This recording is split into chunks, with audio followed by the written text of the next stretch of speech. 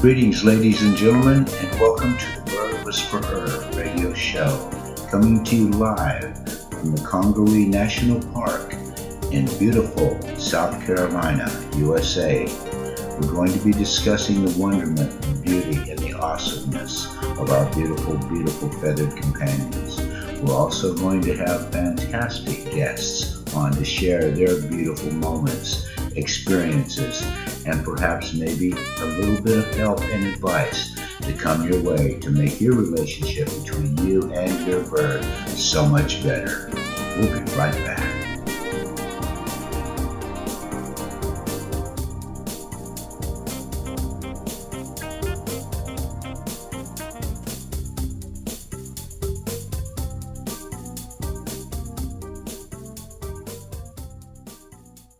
Ladies and gentlemen, I'd like to welcome Dianna Larson.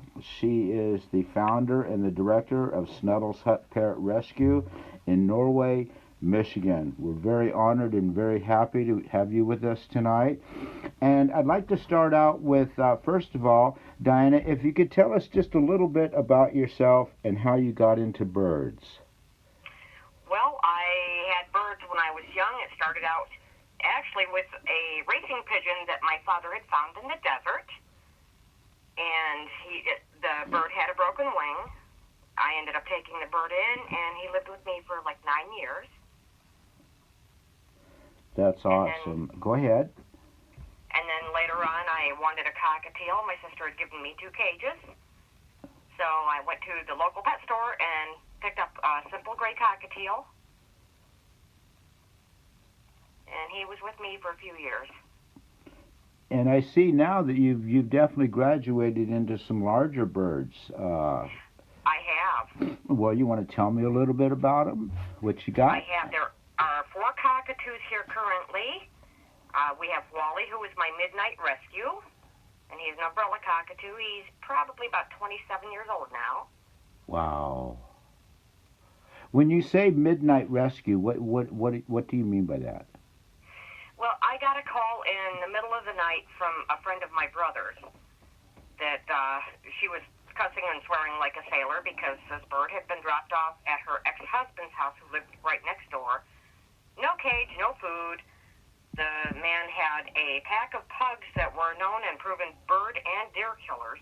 Marvelous. Yeah.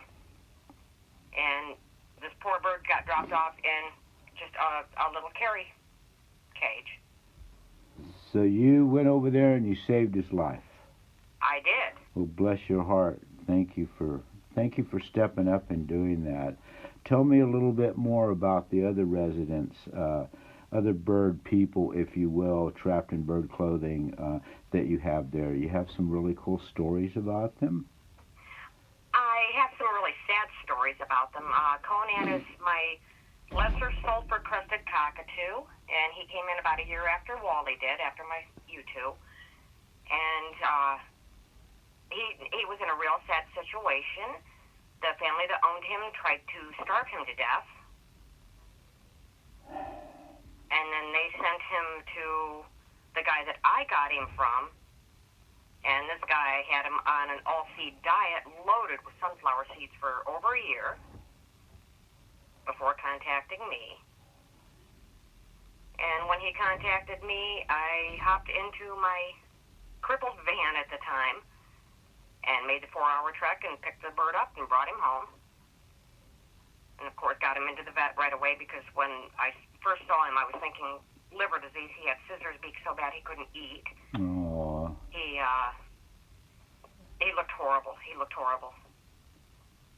And the vet did some blood work, and it turned out he was just malnutrition. So we did a couple beak trims with him, and he's happy as anything can be now. Oh, you still have him then? He's still with you? Oh, he's with me for life. Ah, I like the sound of that. All 4 of my cockatoos are with me for life. So you have 4, okay. I have 4. I have 2 citron cresteds also. Oh, okay. They're beautiful. So let me ask you this. Do you have them right where they want you? Of course. Then you're doing it right. I am so wrapped around their talons it isn't funny. I love it. Yeah, I love it when I walk in into the bird room, and Wally looks at me and says, "Hi, I'm a cockatoo. Give me a kiss." And he blows kisses at me. Oh, that's totally precious. Totally precious. What And other, he tells me what he wants to eat every day. such as?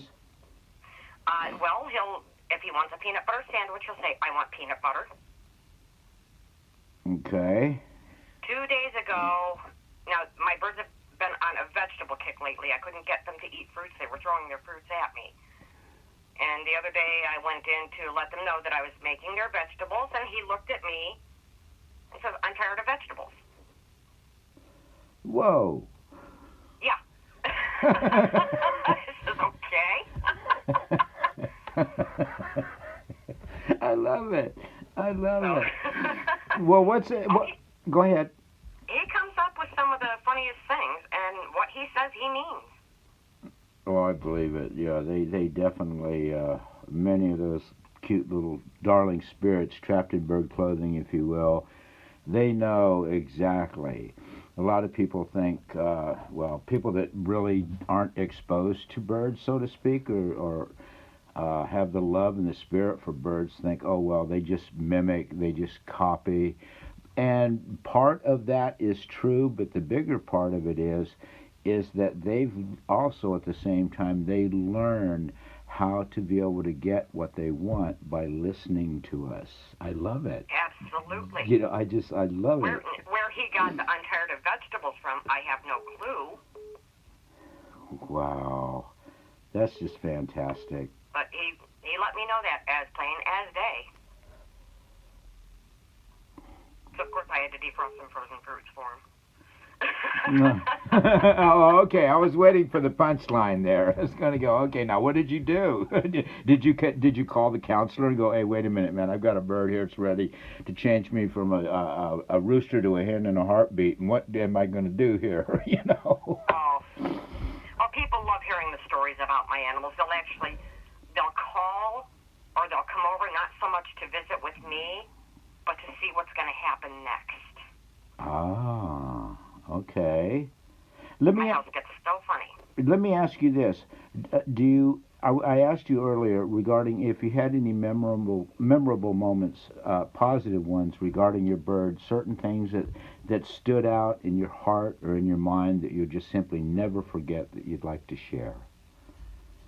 Oh, there's quite a few of them, Michael. There is. I had a military macaw here that his owner had gotten depressed and surrendered him to me. And of course, when she came out of her depression, I did give him back to her. I was hanging some curtains and redoing my windows in my bird room. I have a small 4-bedroom house, and one bedroom is dedicated just for the birds. And I was hanging these curtains, and I had him in this huge macaw cage that was donated to me. And I was using the one end of the cage to lay the drapes on and the blinds and everything because I was getting everything ready for the winter. And I got the plastic up, and I put the blinds back up, and I put the shears back up, and then I put the drapes back up. And this bird comes over, he looks at the window, and he looks at me, and he says, "See, I told you, if you'd let me do it, I'd get it done."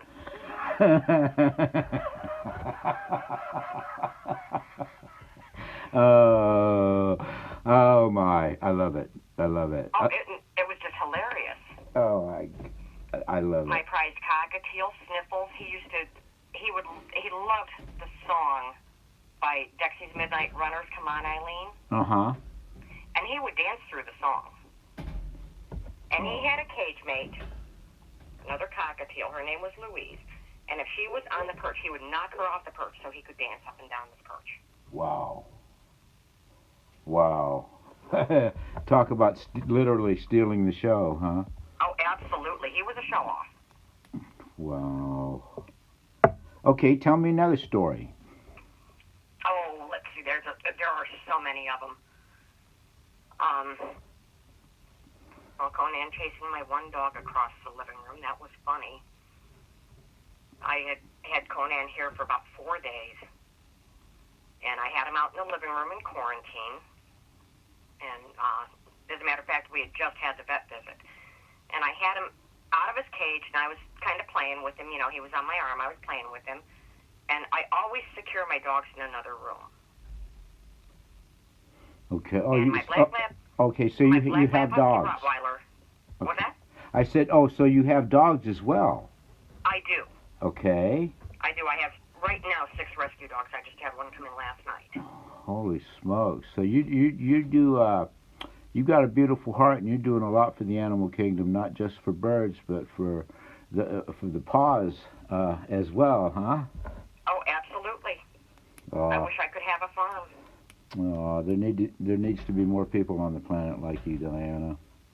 I wish I could have a farm. Well, thoughts are things, you know. It all every reality, you know, started out with a dream. Things, you know, I mean, it all starts with a single thought. Thoughts are things. You put it out there, and if you know, you just got to do it. Like with myself, you know, I always thought, gee, it would really be nice to have a sanctuary and a whole bunch of birds and save their lives and stuff. And I decided one day that, you know what, in order to take and make it happen, I just had to simply do it.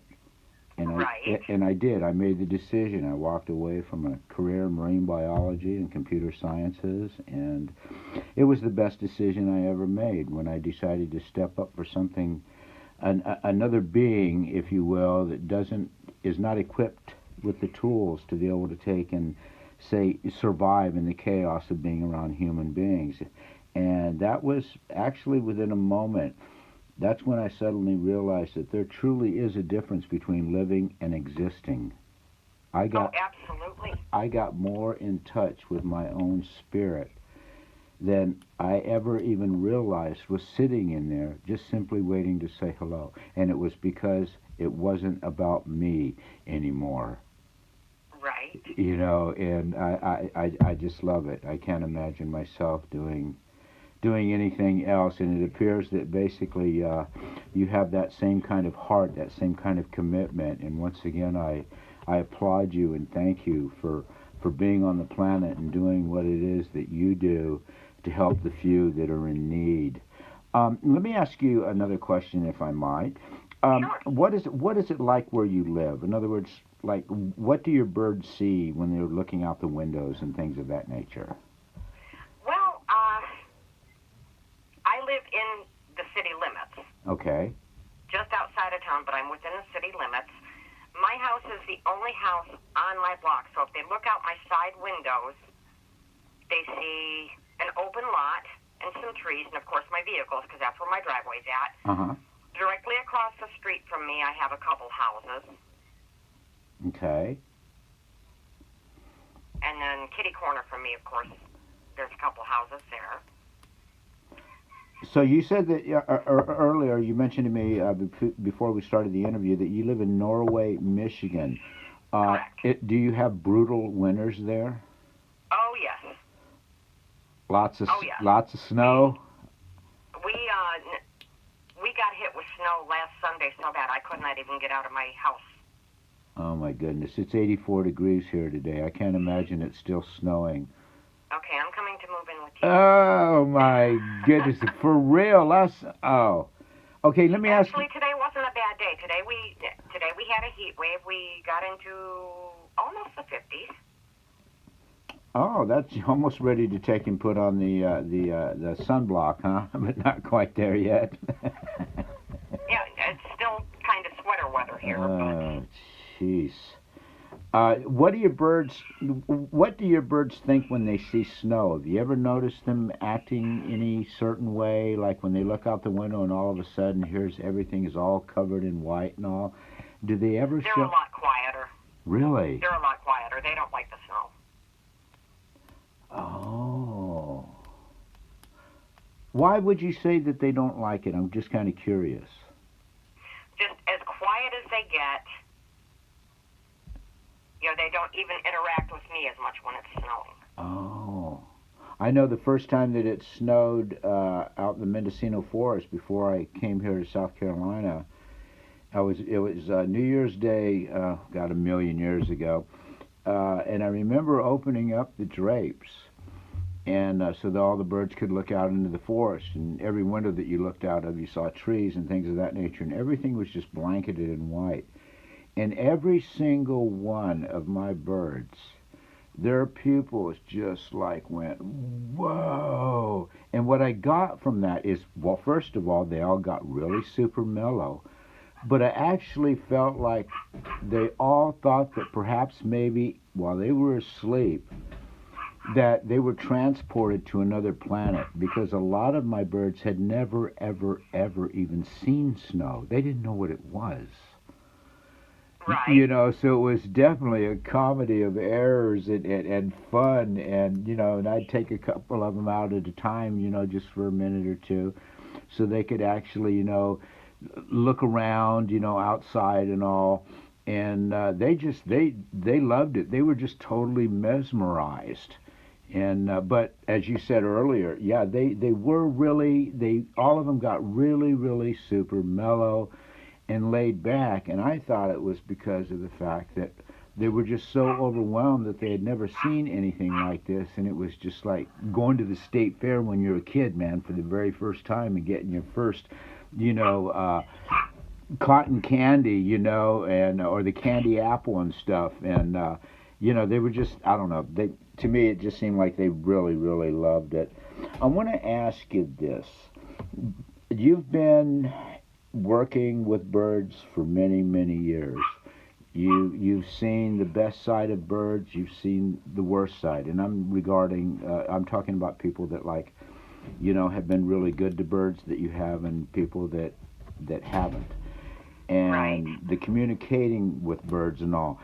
Do you have any recommendations that you might want to share to help others to have even a better relationship with their birds? Certain secrets, certain things that you found out that just seem to really help to open up that door of communication between you and your bird that you'd like to share? The biggest thing is do your research before you bring a bird home. No matter what kind of bird it is, no matter what kind of animal it is, do your research first. Okay.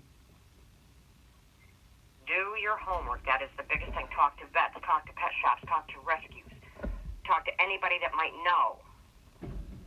Because a lot of the problems that I'm coming up with is people are not doing any kind of research. They go out on a whim and get this bird and find out it's not what they expected.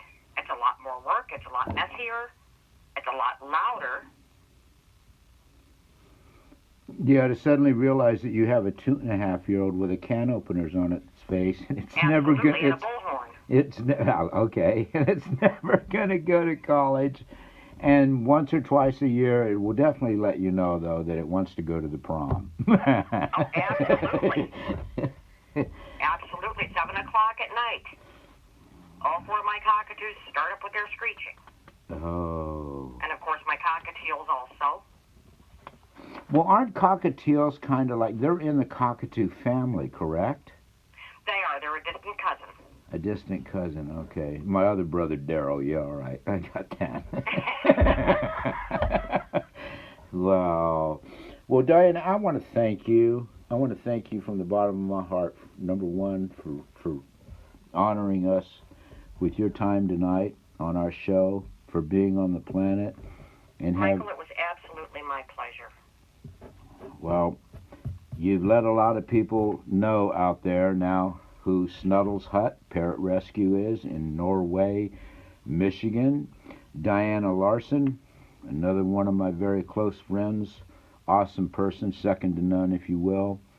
And bless your heart, and welcome to another day in our universal playground. And go and give all of those babies warm, big kisses and big wingy hugs from all of us here at Global Nest. And bless your heart, and have an absolutely outstanding night and an even better tomorrow. Well, thank you very much, Michael. You too. And you give your guys big wingy hugs and beaky kisses for me, too. You're on. And we definitely would like to have you back on, too. So Absolutely. I'd be more than honored to. Keep that in mind. And we will talk again soon. Good night, Diana, and thank you. Those of you out there that might like to help Diana out with her rescue, Her PayPal ID is snuttleshut@live.com. That's SNUTTLESHUT at live, LIVE, live.com. Thank you.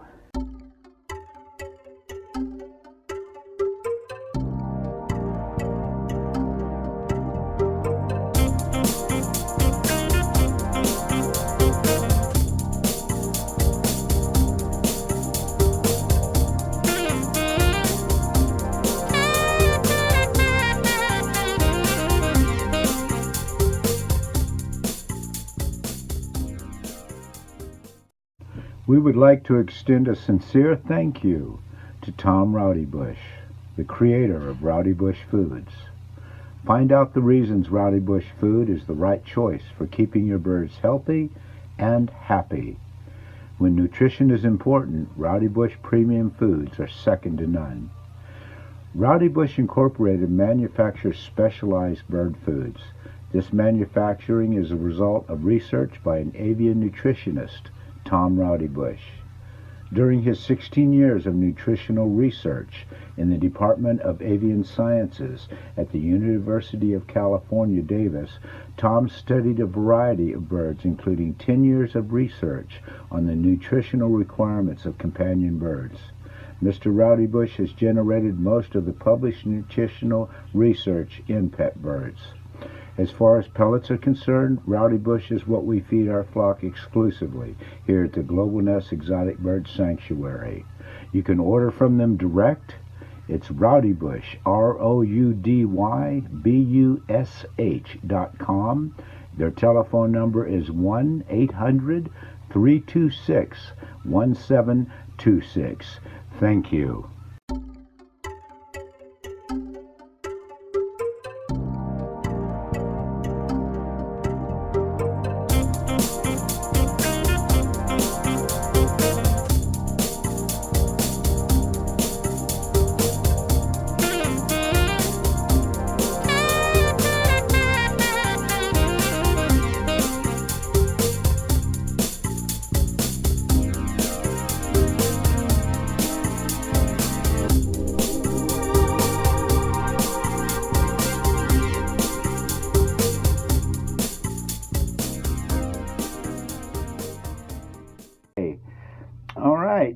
Good evening, Debbie Huckaby from Bop Sanctuary in Florida.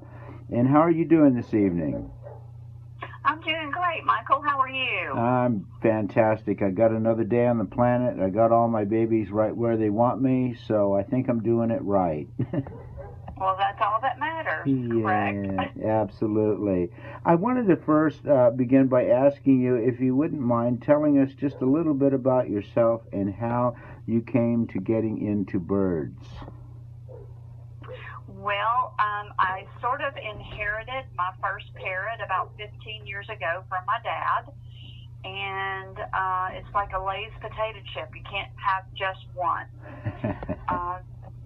That's sort of where my love came in for birds. Ironically, I haven't had them all my life, just for the past maybe 15 years. And then sort of fell in love with the little feathered kid and started my own little collection before I moved down to Florida from Tennessee.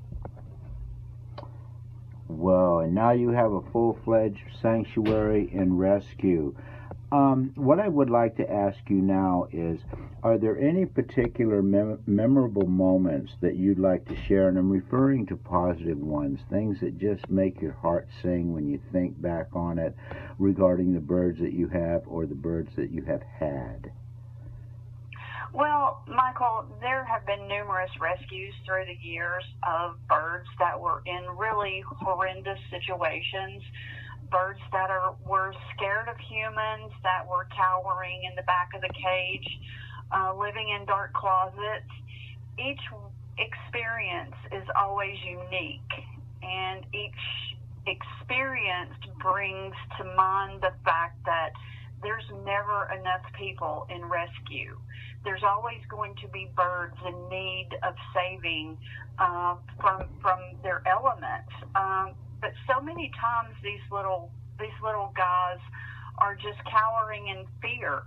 And all it takes are a few kind words and a few soft voices to bring them out of their shell and let them know that there actually are good people in the world. Everybody's not bad, and all humans aren't abusive. We're not really going to save them all, but I think it's important to save every single one that we can. That's absolutely beautiful. So tell me, and also the rest of the world, if you will, what is BOPS all about? What do you do? Well, we are, as the name says, Birds of Paradise Sanctuary and Rescue. 90% of the birds that come into BOPS are permanent placement. We have huge aviaries where the birds are able to have free flight. There's a covered area, but there's also an open area so they can sit in the sun or they can bathe in the rain. We also have an adoption program where we pre-screen potential families, and actually ours may be a little more unique than others because we let the bird pick the people. The adoptive families have to come in on several occasions to make sure that it's a good match with the bird that they're looking at. So the birds kind of give us an indication, okay, I like this family, or they don't go home with them. That's an excellent idea. That's absolutely excellent. Let the birds decide whether or not the beautiful magic in these people's hearts that come there to want to rescue one of these guys and bring them home and make them part of the family. Let me ask you this. Where you live and what it's like, what is it that your birds see when they're outside? They're looking out from the aviaries and things of that nature. Kind of describe, if you would, a little bit what the surroundings are. What is it that they see from the bird's eye point of view? Well, we aptly named the sanctuary Birds of Paradise.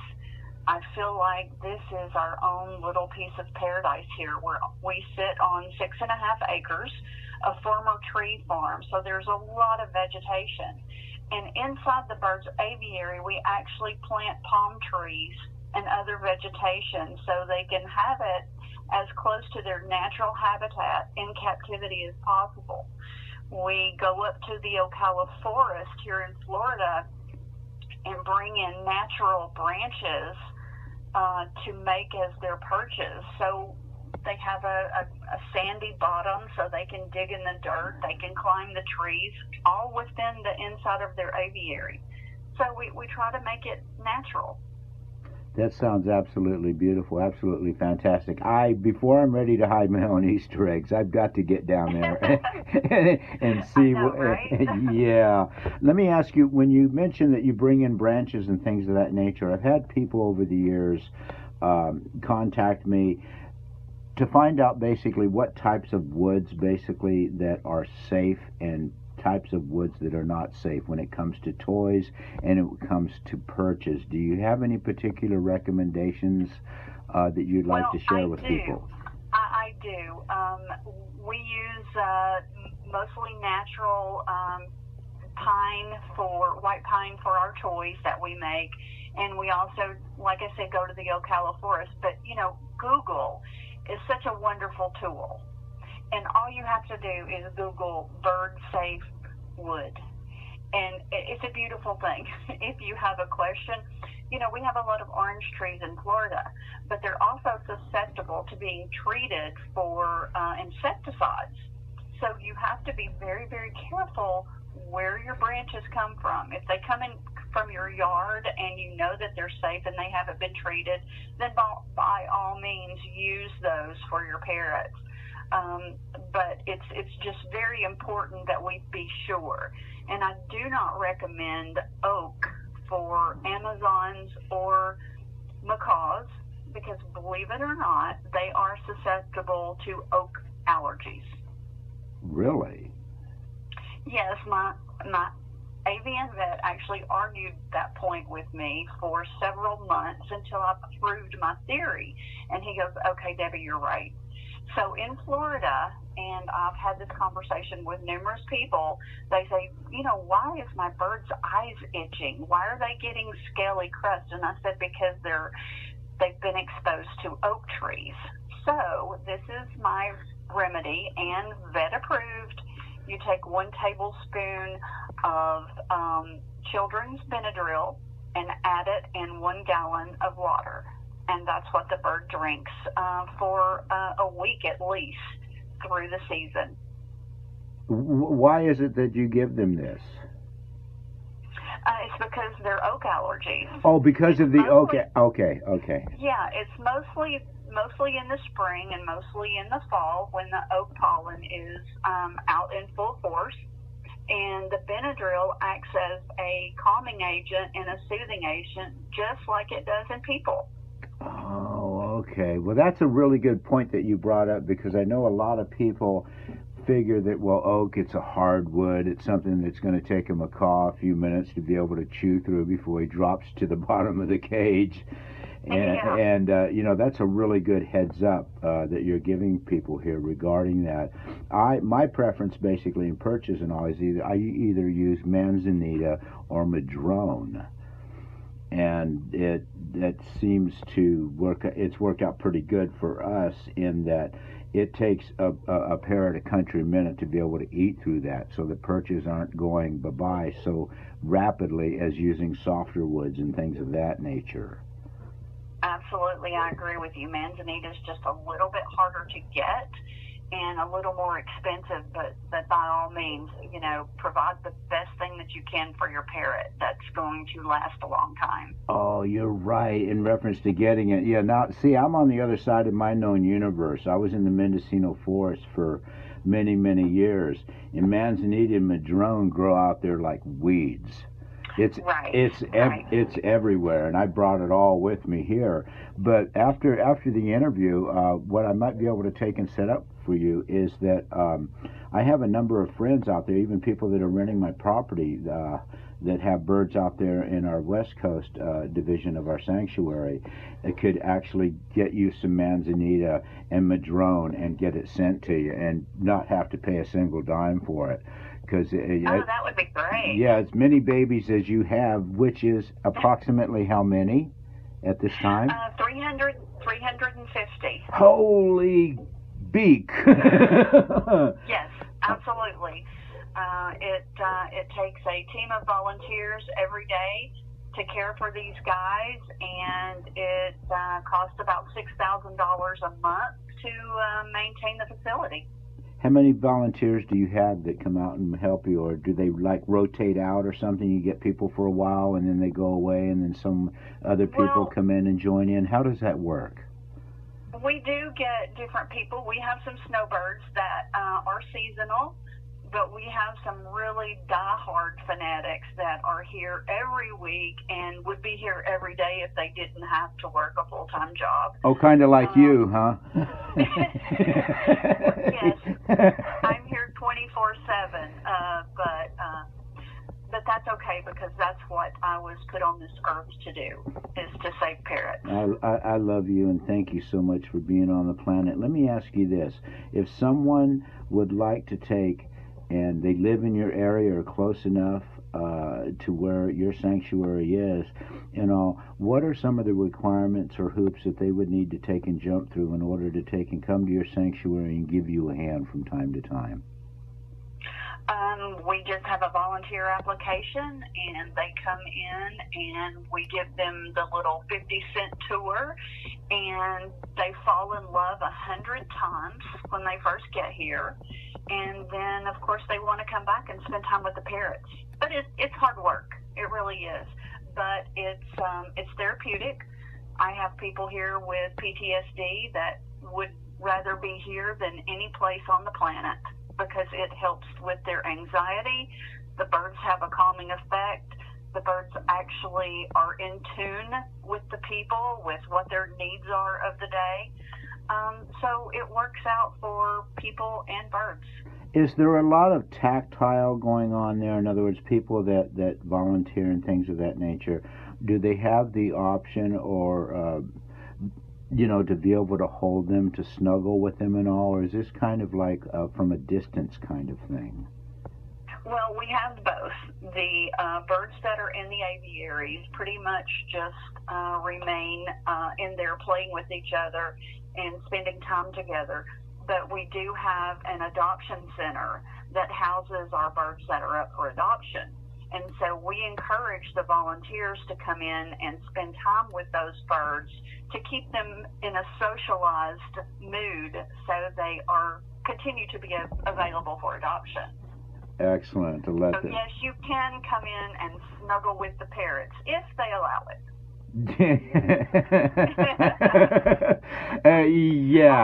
Yeah. It's always up to the bird, Michael.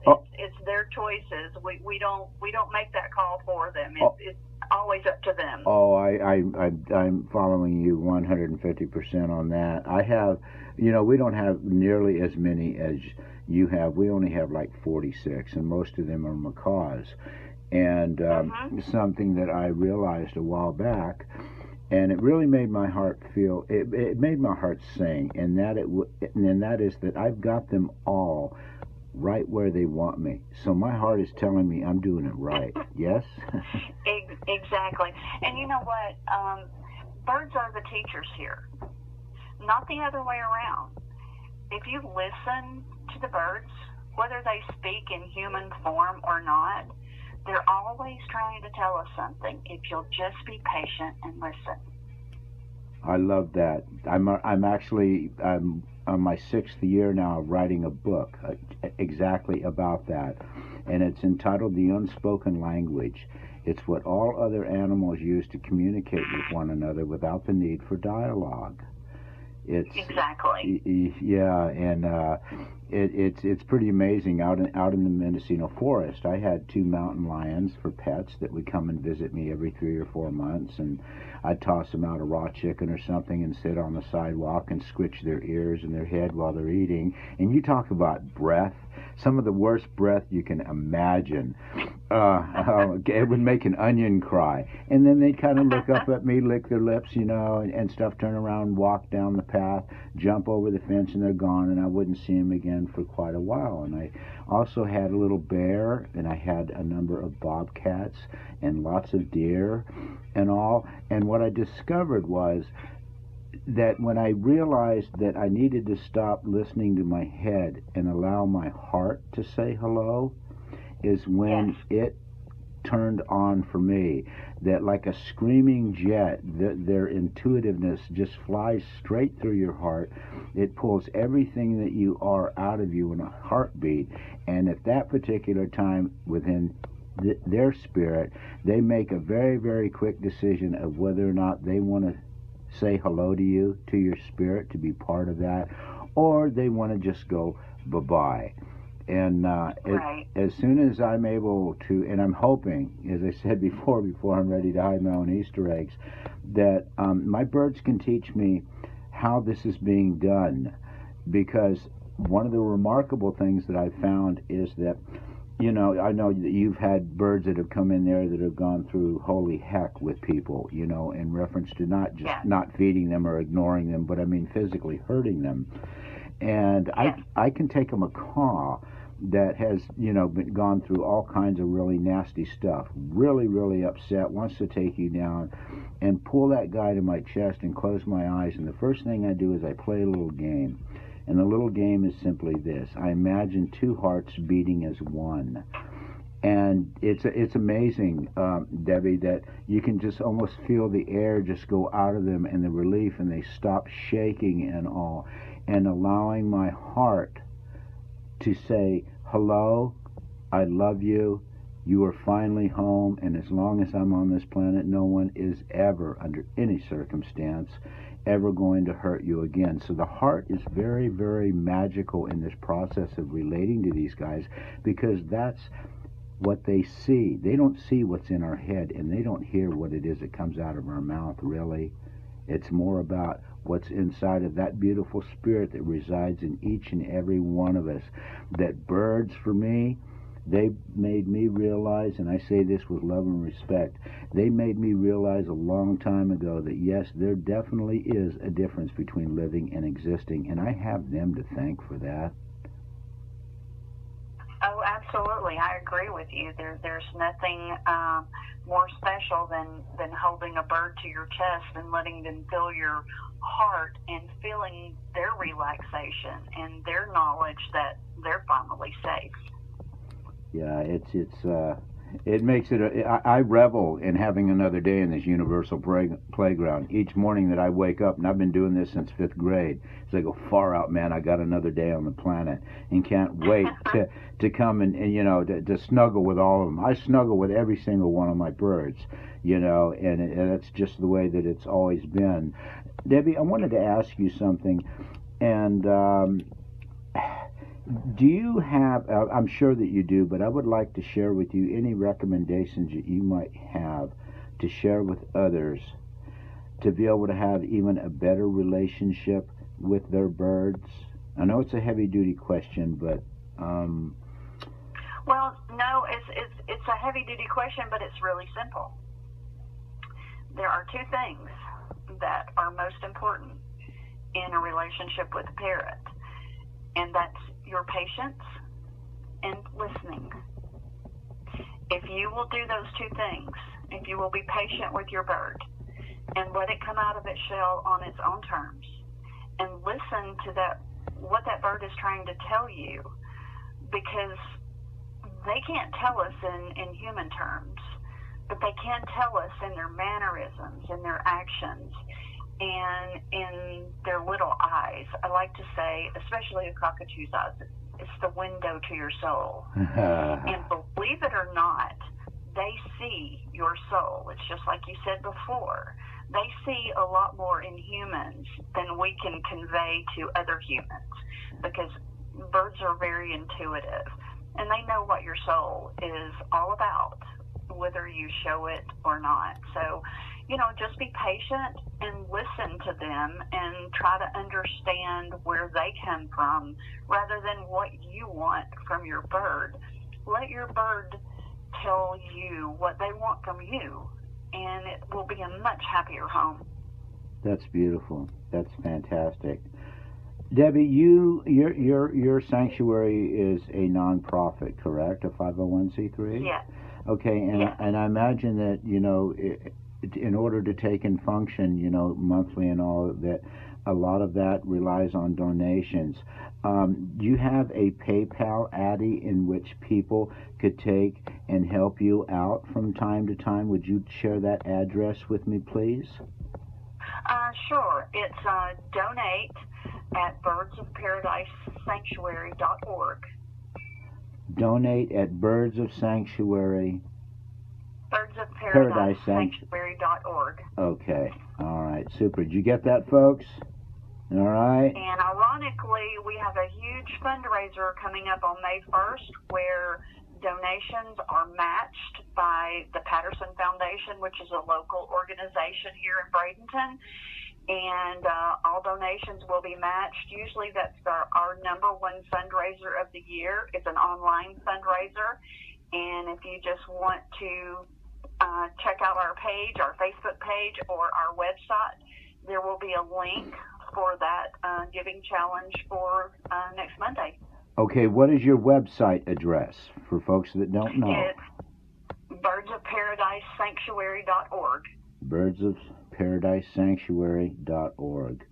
All right. Mm-hmm. Fantastic. Okay, peeps, well, there you go. Here we are with another absolutely outstanding, beautiful human being on this planet that is not giving up, she's sharing her time and her beautiful magic and beautiful soul to make it just a little bit better for those beautiful little ones trapped in bird clothing. Debbie, thank you. Thank you for being on the planet. Thank you so much for what it is that you do. We've known each other for years, and I respect you 100%. And as I told you before, sweetheart, I've always got your back, no matter what. And thank you, Michael. I appreciate you so much. You do the same thing in your little corner of the world, and all the the Earthlings on the planet appreciate you as well. Well, we're doing our best. You know, we're doing our best, and that's the beauty of it. We can't do any more than that. All right. Once again, I definitely would like to have you back. I know that your schedule is pretty much like mine. I wake up in the morning feeling single and seeing double and talking bird, and all. But I definitely want to get you back there, and hopefully the people that are aware now of your website and your PayPal Addy to donate, and also in the coming month of May, that the donations are going to be matched by the foundation that you're affiliated with there. And folks, step up, okay? Step up and do this, because these are Debbie is one of the people on this planet that's actually doing it right. She's doing it with love, she's doing it with integrity, and she loves them and she cares about them. So if you want to take a few dollars basically and not drink that mocha for a couple of days and send it to someone basically, that can make your donations, your heart and your feelings go so much farther and do so much more, then please do not hesitate. Help this beautiful person out, her beautiful sanctuary and the beautiful babies that she has there now, but also not to mention the ones that are still out there that need her love and her attention and her caring. Debbie, thank you so very, very much for being with us tonight, and welcome to another day on the planet, and we'll talk again soon. Thank you, Michael, and thanks for having me on the show. Thanks, everybody, and if anybody wants to reach out, I'm on Facebook. You can just give me a shout, and I'll help you if I can. Fantastic. Alrighty. Good night, and thank you. Good night. Good night.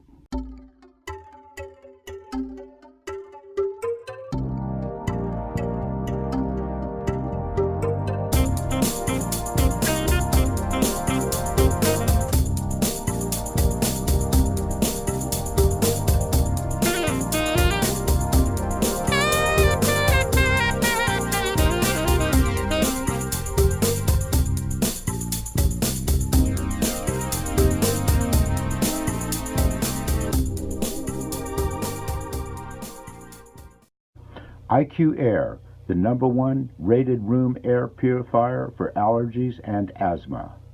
The IQ Air Health Pro Plus has received more top reviews and awards than any other air purifier.